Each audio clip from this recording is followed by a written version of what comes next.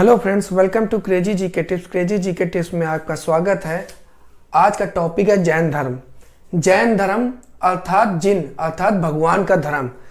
जैन धर्म में जिन होता क्या है? जिन जो है संस्कृत भाषा के जी शब्द से मिलकर बना है। किससे मिला है? संस्कृत भाषा के जी शब्द से मिलकर बना है। जी शब्द से, जिसका अर्थ होता है जीतना। जिसका अर्थ होता है जीतना। किससे जीतना? कोई लड़ाई झगड़ा नहीं, अपने मन से जीतना। जो अपने मन को वश में कर ले उसे ही जिन कहते हैं, अर्थात जैन धर्म का अनुयायी। जो अपने मन को वश में कर ले उसे ही जैन धर्म कहते हैं, अर्थात जो अपनी इंद्रियों पर वश कर ले उसे ही जैन धर्म कहते हैं। जैन धर्म के संस्थापक सम्राट भरत के पिता ऋषभ देव को माना गया है। अब ऋषभ देव का जो उल्लेख है वो ऋग्वेद में है। कहाँ पे है? ऋषभ देव का जो उल्लेख है वो ऋग्वेद में है, ऋग्वेद में। अब इसको याद कैसे करें? आप देखिए, इसमें भी रा से, इसमें भी रा से है। दोनों में जो पहला अक्षर है वो समान है, तो इसलिए ऋग्वेद, ऋषभ देव ऋग्वेद से में इसका उल्लेख इसको माना गया है। ये एक तरीका है याद करने का। दूसरा है अश्वसेन, जो कि काशी के राजा थे या नरेश थे। उनके पुत्र पार्श्वनाथ जैन धर्म के तीसरे संस्थापक थे। ये जो हमारे पार्श्वनाथ हैं ये बहुत ही इंपॉर्टेंट है। ये इसलिए इंपॉर्टेंट है क्योंकि आपके एग्जाम में कभी कभी इनसे संबंधित जो इनके 4 महाव्रत हैं उनके बारे में पूछ लिया जाता है। इसलिए पार्श्वनाथ जो 23वें तीर्थंकर थे, इन्होंने 4 महाव्रतों का प्रतिपादन किया। पहला सत्य बोलना, दूसरा अहिंसा, तीसरा अपरिग्रह मतलब संपत्ति न रखना, बहुत अधिक संग्रहण न रखना, इसका यही मतलब है, और अस्ते चोरी न करना। ये जो पार्श्वनाथ है इसलिए इंपॉर्टेंट है क्योंकि इन्हीं महाव्रतों में केवल जो हमारे आने वाले समय में जब महावीर स्वामी जी आएंगे, इन्होंने केवल एक और व्रत जोड़ दिया था। जो 5वां व्रत था उन्होंने जोड़ दिया था, तो उसका था ब्रह्मचर्य। ब्रह्मचर्य इन्होंने केवल जोड़ दिया था कि इन्होंने महावीर स्वामी ने, तो उन्हीं के उसमें जो है ये, इसलिए ये इंपॉर्टेंट माना गया है इनके 4 व्रत। एक इंपॉर्टेंट टॉपिक और है कि 19वें जैन तीर्थंकर थी, वो एक महिला थी जिनका नाम मल्लीनाथ था। अब इसको कैसे याद करेंगे? देखिए, मां से महिला शुरू होती है और मां से मल्लीनाथ, एम से ए भी शुरू होती है, मां से ए भी, दोनों का पहला अक्षर जो है मां है। तो इसलिए जो 19वीं जैन तीर्थंकर थी वो एक महिला थी जिनका नाम मल्लीनाथ था। अब हम चर्चा करते हैं महावीर स्वामी के जीवन परिचय के विषय में कि महावीर स्वामी के माता पिताजी का नाम, पत्नी पुत्री का क्या नाम था।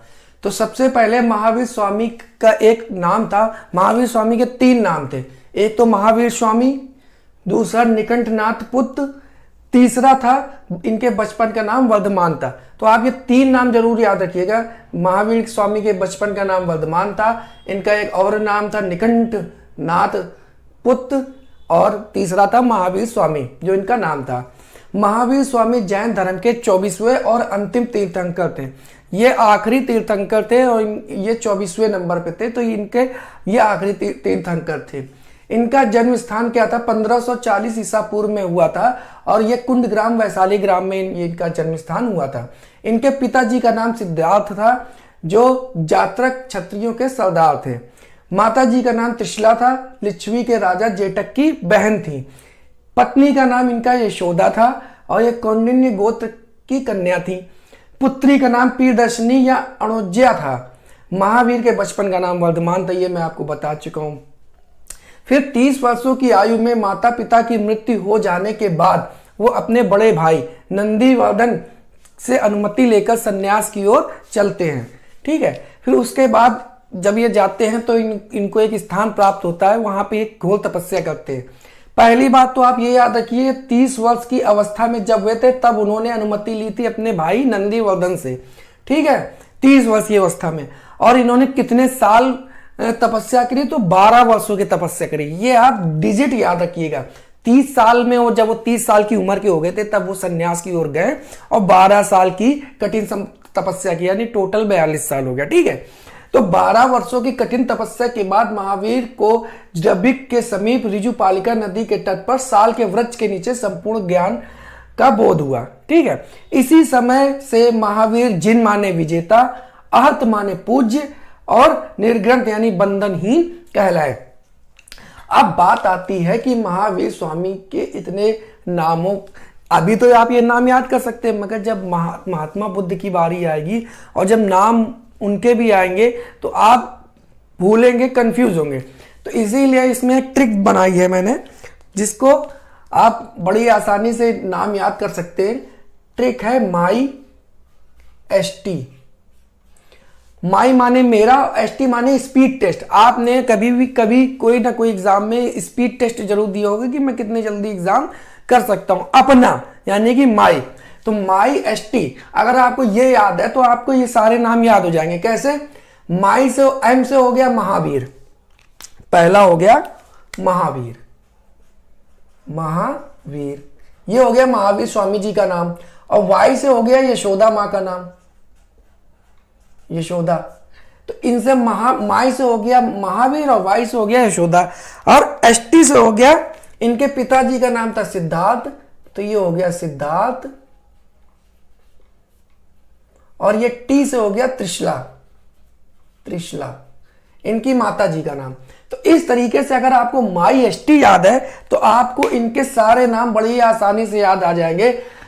एम से महावीर, वाई से यशोदा, एस से सिद्धार्थ इनके पिताजी का नाम, और टी से त्रिशला इनकी माता जी का नाम। ये बहुत ही आसानी से आप याद कर सकते हैं।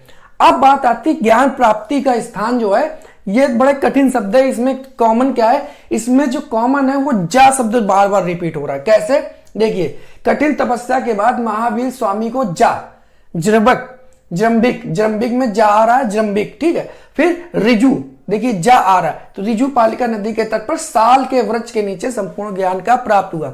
तो ज्ञान प्राप्ति में जा का बहुत बड़ा बार बार रिपीट हो रहा था। अब इसको याद करने की दृष्टि से मैं बता रहा हूं, आप जा अगर याद है तो ज्ञान प्राप्ति का स्थान आपका हो जाएगा।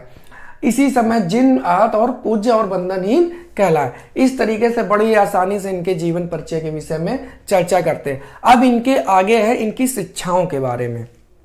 नेक्स्ट,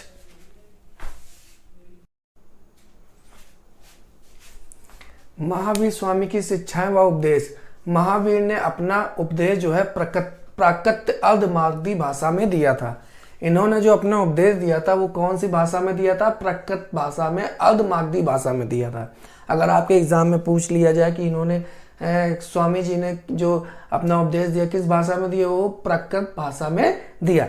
महावीर स्वामी के दामाद, इनके दामाद का नाम जमाली था। ठीक है, ये क्या थे? ये प्रथम अनुयायी भी थे, जैन धर्म के ये प्रथम अनुयायी भी थे। इनके जो दामाद का नाम था वो जमाली था, और ये प्रियदर्शनी के पति थे।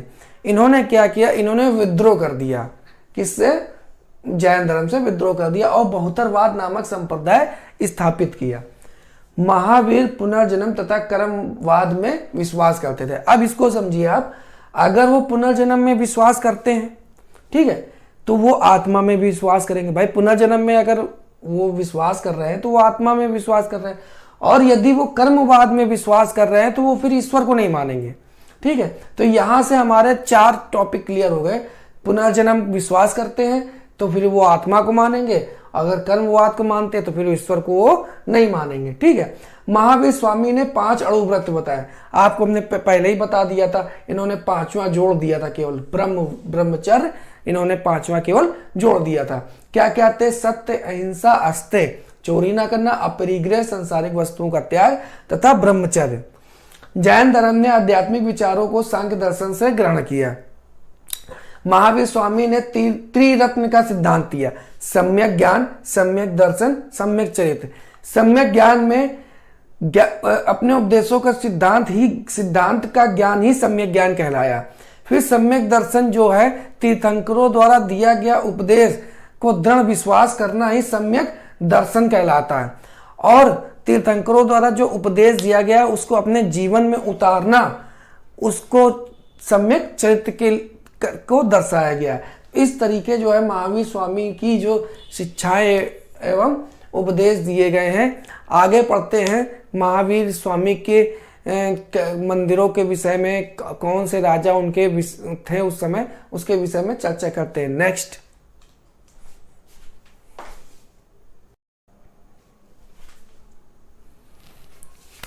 तीस वर्ष धर्म प्रचार करने के बाद 468 ईसा पूर्व में 72 वर्ष की आयु में राजगृह के समीप पावा नामक स्थान पर मल्लराज सस्तीपाल के राजप्रसाद में महावीर स्वामी को निर्वाण प्राप्त हुआ। अब 72 कैसे आप याद करिए, देखिए 30 वर्ष में उन्होंने क्या किया था, 30 वर्ष में उन्होंने गृह त्याग किया था, ठीक है। 12 वर्ष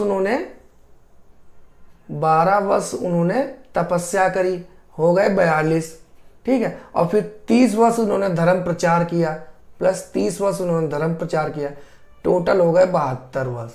तो इस तरीके से हम आप देखिए 30 वर्ष धर्म प्रचार करने के बाद 468 ईसा पूर्व में 72 वर्ष की आयु में राजगृह के समीप पावा नामक स्थान पर मल्लराज सस्तीपाल के राजप्रसाद में महावीर स्वामी को निर्वाण प्राप्त हुआ। जैन धर्म को मानने वाले प्रमुख राजा कौन कौन से थे? उदयन थे, चंद्रगुप्त मौर्य थे, कलिंग नरेश खारवेल थे, राष्ट्रकूट राजा अमोघवर्ष थे एवं चंदेल शासक थे। खजुराहो का जो जैन मंदिर, जो प्रमुख जैन मंदिर है, उसका निर्माण चंदेल शासकों ने कराया। ये इंपॉर्टेंट क्वेश्चन है आपके एग्जाम के पॉइंट ऑफ व्यू से। दूसरा, जब मौर्योत्तर युग था उस समय मथुरा जो था जैन धर्म का प्रसिद्ध केंद्र था। मथुरा जो है जैनियों का प्रसिद्ध केंद्र था। चंद्रगुप्त मौर्य के काल में जो है अकाल पड़ा, बहुत भीषण अकाल पड़ा था। तो उस समय जो है जैन भिक्षु भद्रबाहु के नेतृत्व में ये दो भागों में बट गए थे। तो भद्रबाहु के नेतृत्व में कुछ लोग कर्नाटक चले गए थे, लेकिन उस स्थूलभद्र ने कुछ जैनियों को जो है वो मगध में ही रखा था चंद्रगुप्त मौर्य के शासनकाल में। जैन धर्म दो संप्रदायों में विभाजित हो गया था, एक था दिगंबर, एक था श्वेतांबर।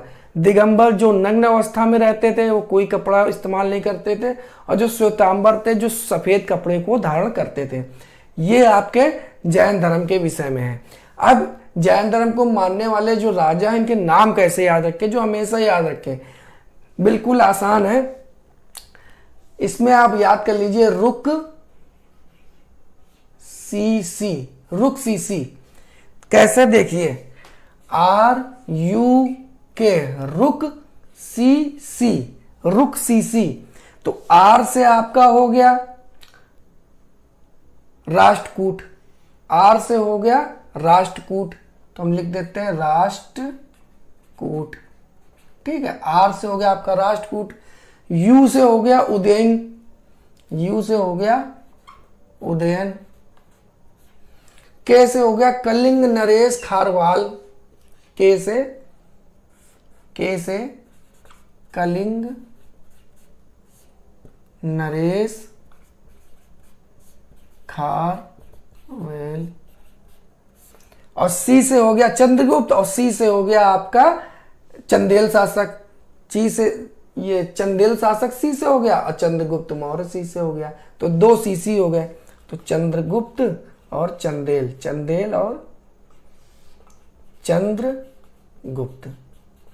तो इस तरीके से आप रुक सीसी करके बड़े ही आसानी से आप इस यहां भी लिख देता हूं RUK रुक सीसी।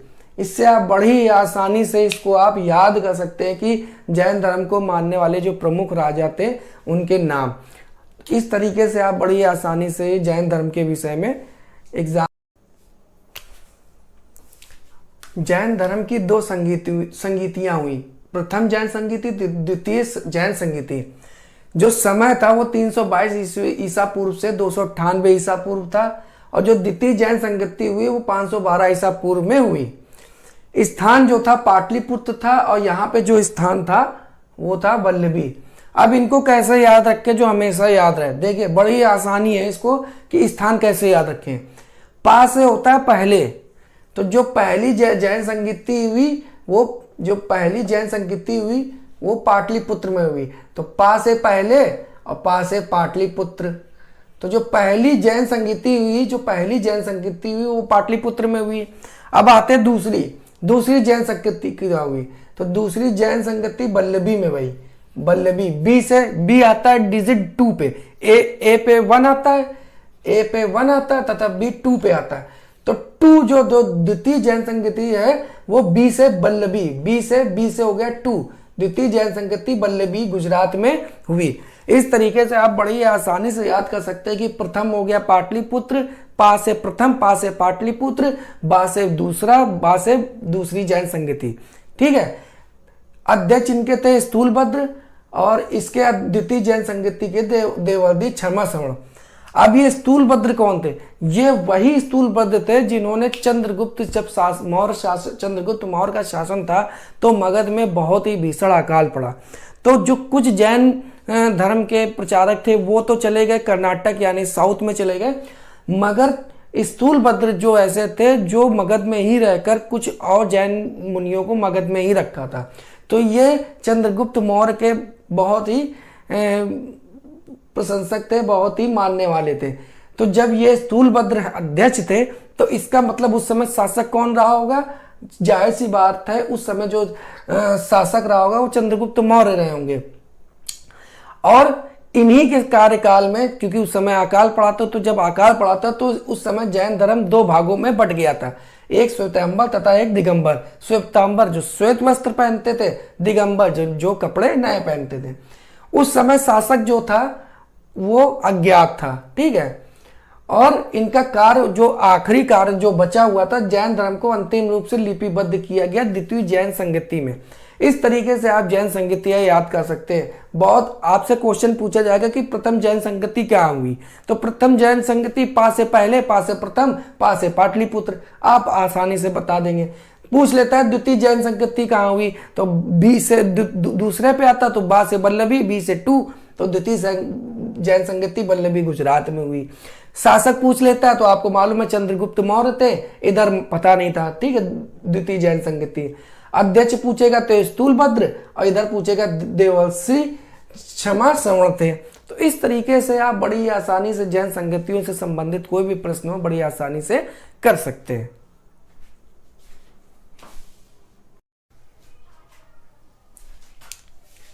प्रमुख जैन तीर्थंकर एवं उनके प्रतीक। जो प्रमुख जैन तीर्थंकर थे उनके कुछ प्रतीक थे। जैसे प्रथम जो तीर्थंकर थे वो ऋषभ देव थे। ठीक है। उनका जो प्रतीक था वो सांड था। दूसरे जो तीर्थंकर थे अजीतनाथ, उनका जो प्रतीक था वो हाथी था। 22वें तीर्थंकर जो थे अरिष्टनेमि थे, उनका जो प्रतीक था वो शंख था।